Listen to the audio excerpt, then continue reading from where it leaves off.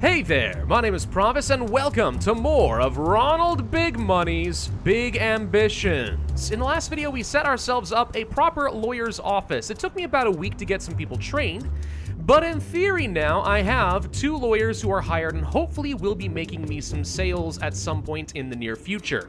Figuring out how we're going to be pricing this is going to be a little on the tricky side, only because the market price for their time is apparently $225. My understanding is you can charge up to like $600 something if you want, but let's start with $400 for now and just kind of see. I think that's the only way to get a meaningful profit out of the arrangement. 2 lawyers right now, a 3rd well on the way. And we're gonna kind of sit back and see how well this business performs before I invest much more than that, because I wouldn't want to find out that this is either bugged or something's wrong before I sink a ton of money into it. Speaking of which, I've now got $280,000, so I feel pretty good in doing some interior decor. $20,000 is admittedly a little on the expensive side, but it's fine. Again, as long as these guys make me money, it'll be fine. I'm not seeing much evidence of them actually getting clientele, though.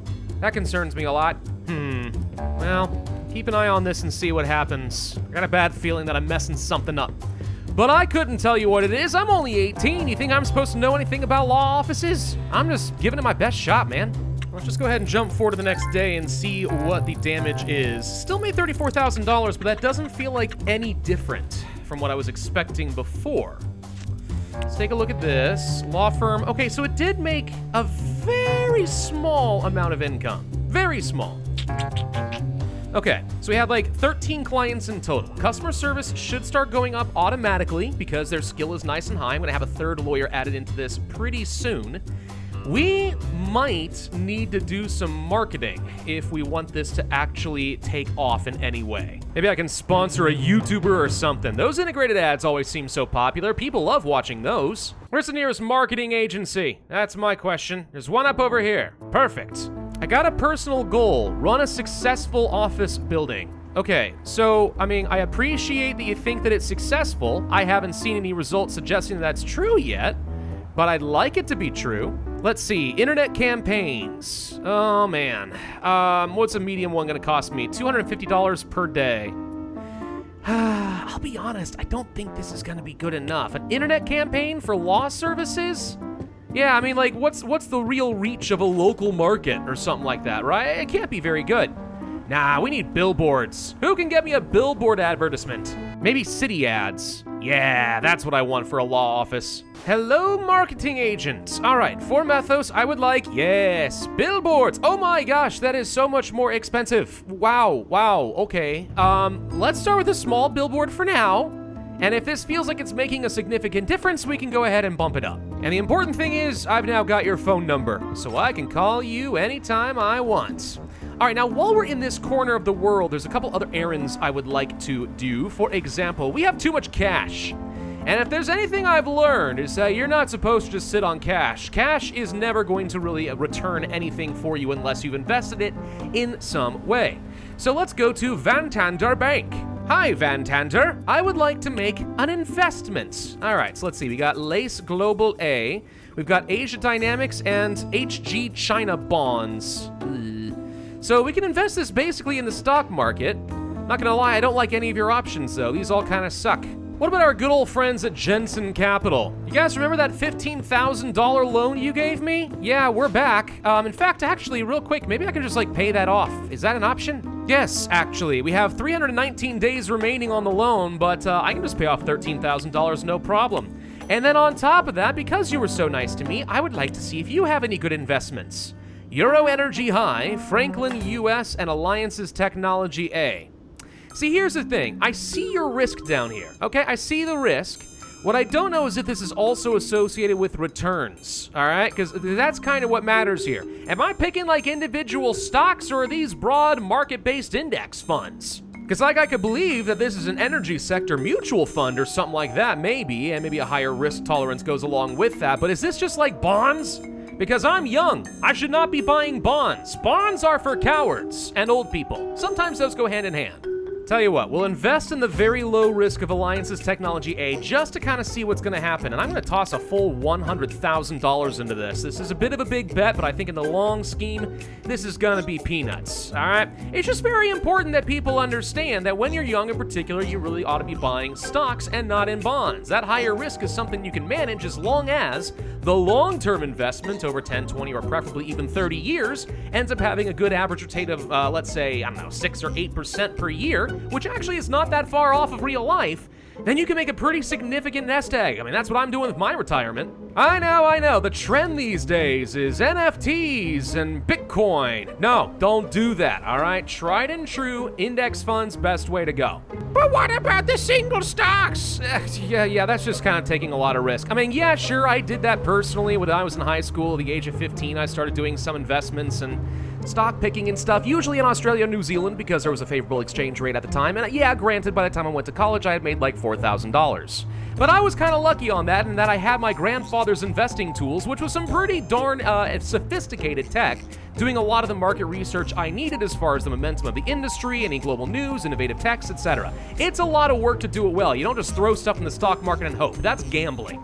Index funds, that's like pure diversification. Well, how about the mutual funds? Mutual funds are better than individual stocks, sure, but they usually have a management fee. It could be like 2, 3, 4% of your entire portfolio per year. That reduces your returns rather significantly, especially because that extra 2 to 3% makes a huge difference in compounding interest. Index funds, on the other hand, don't need any management, and therefore their expense ratios are a lot smaller, like less than 1%.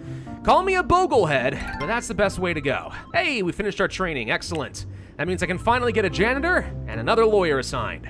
And in the meantime, Foxy Glam Garms is once again almost entirely out of clothing. Good lord, how does this keep happening? My customers are dropping because we have very little to actually sell them, and that's starting to hurt my money by a lot. I've got deliveries like every couple of days, and we still can't keep up. But there we go. Restocking seems to have done the job. $41,000 now. All right, that's more on par. That's what I would have expected. And it looks like the daily income of Methos & Sons is starting to go up. You know what? This is the average daily income, I just realized. This is average, taking into account, like, well before we even opened the business. Oh, well, of course it's going to look terrible. It should start going up a bit then. Customer service is definitely starting to jump up a little bit. Inventory and process. Okay, yeah, and since we started actually working, we've made about $30,000. Is it a ton? No. But is it better? Yes. So knowing that's the case, let's hire more dang lawyers and train them up. And while we wait for that, Ronald, I'm not gonna lie, buddy. Your happiness is constantly proving to be a problem, and I'm really getting tired of taking you to the park like a common dog, okay? We're gonna have to do something about that, and the only thing I know how to do really to boost this up is to actually get you a proper apartment. I know, it's stupid. This kind of breaks the bootstrapping rule, but we're sleeping in a supply closet for like the last 2 months. Maybe it's time we actually get a very modest apartment. Oh, I hate going house hunting. It sucks so much sometimes. I want something kind of close to my businesses, ideally. But also in a like halfway decent part of town. Maybe even here along 5th Avenue wouldn't be bad. $65 a day. $65 a gosh dang day. I mean, that amounts to, what is it, $1,950 or so per month? It's actually considered probably a pretty cheap rent as far as New York City is concerned. Pretty darn high where I come from, but at least here. Yeah, whatever, fine, I'm renting it. I don't even have to look at it, I'll take it. And this means I get to make another trip to IKEA. Okay, that'll be fine. You know, I think there's a way that I can justify that we are going to be getting an apartment instead of doing proper bootstrapping. At some point, right, $65 per day when I'm making $41,000 per day seems like kind of peanuts, right? When you really think about it, if you break down that day by hours, right, that $65 is way cheaper than the hour it would spend going to a park, and then the hours of traveling to that park because New York City traffic is terrible. So in a way, I guess at some point the apartment actually does become a cheaper solution. I know that's kind of like a really weird way to justify it, but it's what works. Well, I guess this means I get to do some furniture shopping. Thing is, I suck at furniture shopping and interior decor under any circumstance, so I'm probably gonna make a terrible home. All right, let's see how we feel about this place. Yeah, okay. It's all right, I guess, sort of. And of course, we don't have a hand cart inside of my apartment either, so I have to actually manually carry all this stuff in here. Would have been nice to hire some movers. Should have done that. Okay, I think the apartment has come along pretty nicely, and I'm willing to call it here. It's got everything I certainly need. You know what distresses me, though? Despite all these swanky new digs and many thousands of dollars spent on furniture, Ronald Big Money's not feeling any happier. Couldn't tell you why, though. What are the reasons? Let's see. Having positive revenue, check. Personal goals, I mean, we haven't done one of those in a while, but that's hardly my fault. Important goals like a headquarters, sure, I mean, whatever, same basic thing. Walking in the park, sleeping in the car, apartments, going to the hospital. Yeah, so we're not doing anything that should be giving us the negative boosts, and, I mean, we're not doing an absolute ton for positive, but it shouldn't be this bad. What is wrong with you? I mean, what even count as personal goals? Oh, Steam achievements. Okay, sure, right, yeah, that's happening. So here's our personal goals list. Apparently reaching $1 million will finally make Ronald Big Money happy. Somehow, I kind of doubt that that is true, but okay, we'll try anyway. Bigger apartments, more businesses, richer cars. Yeah, you seem to like a lot of material wealth there, Mr. Ronald Big Money, and I applaud that. I've said it once before, and I'll say it again. Consumerism is the best thing that ever happened to the American people. All right, let's go back into Methos and Sons. I do still have 4 more lawyers kind of in training right now, which is a lot. We need to get furniture for all these folks. Ugh, less than $30,000 yesterday. Yeah, I can see why you're feeling depressed, man. Line can only go up, and by line I'm talking about profits. This is a common joke that we YouTubers like to make. The line must always go up for views, and whenever it doesn't, you go into a deep depression. But when it goes up, oh man, that dopamine rush, woohoo! It's good. I've got too many dang employees, by the way. Getting these guys managed is starting to become rather annoying and tedious. There are ways around this, though. If pretty soon I decide that I want to set up a corporate headquarters which manages all of my little businesses and subsidiaries, we can have some HR reps actually take care of a lot of this stuff for us, including rehiring people if somebody quits, which is nice, so automatic recruitment. And we could get ourselves a warehouse that manages all of our logistics and stuff for us, so I don't have to do this myself. Yeah, there's something to be said about that. And the more businesses we have, I think the more that's going to become a necessity, because I'm going to have a hard time managing all of this on my lonesome. Look, I've just got the capital, all right? The whole point of capitalism is at some point I can just pay other people to do the work for me, and I still get most of the profits because I had the money first. And out of curiosity, how are we doing on our investments? Ooh, when I said line only go up, I wasn't kidding. Line literally only go up at a very consistent rate. What the heck? I mean, don't get excited, right? Because regardless, this is still only $379 over the course of several days. Like, this is definitely a bond, like a really cheap bank bond. You know, I've decided I need to stop stressing so much about this number because I think it's actually a bit misleading. What we were having before I had any automatic deliveries is I would get all the cash flow from the previous day, and then I would go out and buy stockpiles, and you'd find that maybe our number came directly out of our bank account. And it actually pulled out of this before, it just wasn't shown with a nice green arrow. Now we're taking into account the automatic deliveries at the beginning of the day and all the cash flow, so I think that we actually are still up from where we were in the last video thanks to the law office. It doesn't look as good this way. It's all about creative accounting. So since I've convinced myself I'm not actually an abject failure and the sky is not falling, then maybe we should be looking toward the future. Maybe we should be looking for more growth opportunities. I'm thinking an HQ might be a logical next step. Even though our empire is still relatively small, we're gonna need something capable of supporting it to make it a lot easier to grow faster. Also, might make sense to get rid of this gosh dang mimic. Not only have I banged it up a lot at this point and it just does not match up with the prestige of Ronald Big Money, but also I wouldn't mind getting a larger truck that can actually store more stuff. It would probably speed up the process of delivering goods a lot faster. Let's see, a Misom Villian would do the job. 12 capacity is 50% more than what I have right now. It's a little more on the expensive side, but it would make Ronald a lot happier. Nice. All right, it's not like a luxury car or anything exactly, but it does make Ronald happy and it fulfills our business needs a little bit. So it's kind of breaking the bootstraps method a little bit in the sense that we're getting a more expensive car than necessary, but at least there's a business justification for it, and that kind of makes it okay. Later on, we can flaunt our wealth with a true luxury car, and that's not really because it's like part of the bootstraps method as much as it's all about flaunting how much better we are than everyone else. So, let's consult Google Maps. I need a new office space for an HQ. It can be small for now and kind of temporary. It doesn't need to be big and it doesn't need to have a lot of traffic. That's not the point. So something like this could be okay if I'm only going to be hiring up 4 employees. All right, yeah, for now, let's just go ahead and get this. We'll trade it out like a hermit crab for a bigger office when I actually need more people. Let's suppose I wanted to hire someone to work as an HR rep. If I go to City Workforce, go to Big Money Inc., yep, there we go. Ooh, even purchasing agents. So I'll be able to actually start buying all the stuff to fill my warehouse that I'm going to need to supply. Ooh, now see, this is how we cut out all the dang deliveries.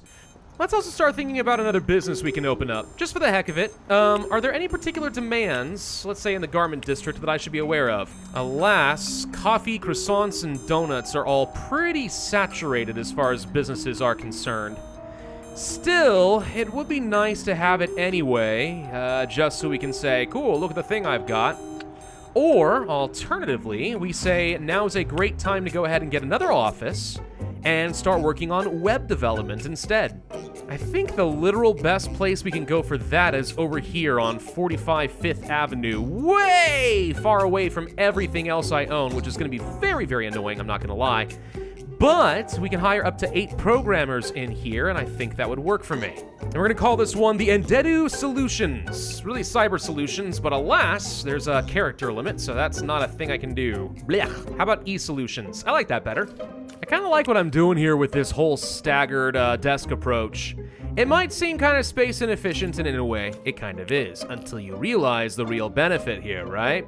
What's going to end up happening is all the programmers are going to be able to see each other's work. You just put the boss down in the back so you can see everyone is still working, and that way you know no one's playing Minecraft during company hours. This is going to boost productivity through the roof. There we go. I'd actually go so far as to say that this is a pretty decent little programming studio. I like it.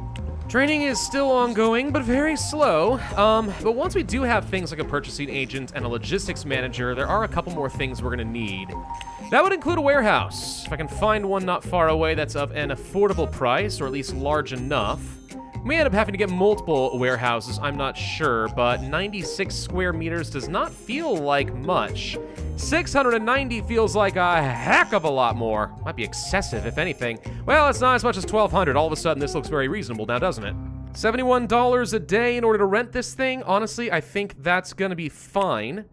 And what I'll need to do now is buy a vehicle for transportation of goods, and I need to get myself a driver. Guess what that means? More hiring! Also means I'm gonna need some stuff down there. I am guessing that something I'm gonna need are a bunch of pallets, or some sort of storage shelving system, right? Yeah, pallet shelf. That would make sense. We probably need a bunch of these. Apparently I've reached a valuation of $1 million. Well, excellent. I mean, I'm not earning enough money to justify that, but I've got enough capital invested somewhere. It's hard to imagine, but our little Ronald Big Money is finally growing up. He's got that $1 million net worth. It's a big milestone. You know, they say the first million is the hardest. Let's get down to the car dealership because I'm pretty sure we need to get ourselves a truck. There we go, an unmarked white van. Perfect. And now we need to place some pallet shelves in here as well. Yeah, this place is huge. We can fit a lot of pallet shelves. Oh yeah, this is gonna let us store an absolute ton of product. I think this is gonna work just fine for me. Let's go ahead and pop into my HQ, surprise the employees a little bit. Oh look, no one's at work. You're all fired. No, I just haven't given them anything to do yet, I think. So let's see. We can have our logistics manager assigned to warehouse 1, okay, and there's no driver yet, but that's fine. And from here, we could potentially add some destinations, but I think I need a driver set up first. Purchasing agent has no contract. I'm not sure how we set that up, but maybe we can in a bit. And then HR managers. Let's just go ahead and assign a bunch of employees. How about most of our retail folks? Okay, and another fun thing you can do here is we can start hiring some people and putting them under the HR manager's care, and then say, hey, by the way, let them keep working their tasks, but start training them up to 100%. It takes longer, but it's cheaper, and they can keep working, which means I'm making money. So it's like a super win-win for me. Anyway, I want to call up New York Distribution Incorporated and see if we can change things up for some contracts.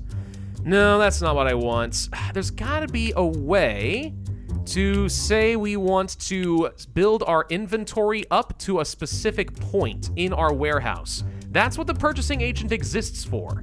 Maybe the import manager. Here we go, a new partnership. Ah, there we go, purchasing agents, yay.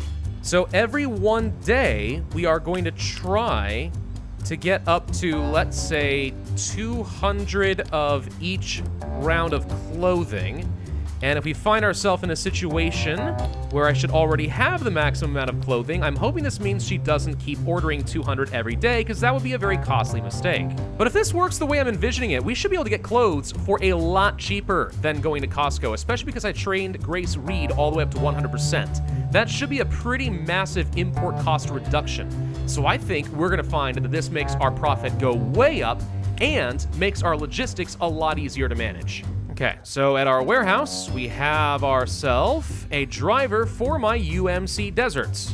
Okay, which means now with my warehouse 1, we should be able to deliver up to 4 destinations, which is perfect. That's all I need.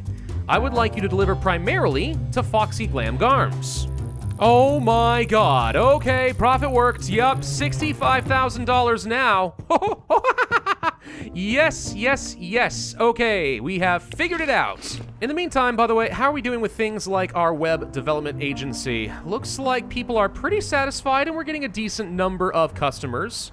Really just need to get a marketing agency up and running, and I think we'll be fine. So far, about $23,000 in gross profit. That's not a lot, really, but it's something. In contrast, Methos & Sons is proving to be much, much more profitable, which makes sense given that we're charging a pretty decent retail price. Still, I think we've made some pretty fantastic progress on our road to world domination. We've got ourselves a proper HQ, we've got 4 businesses now that are making me money.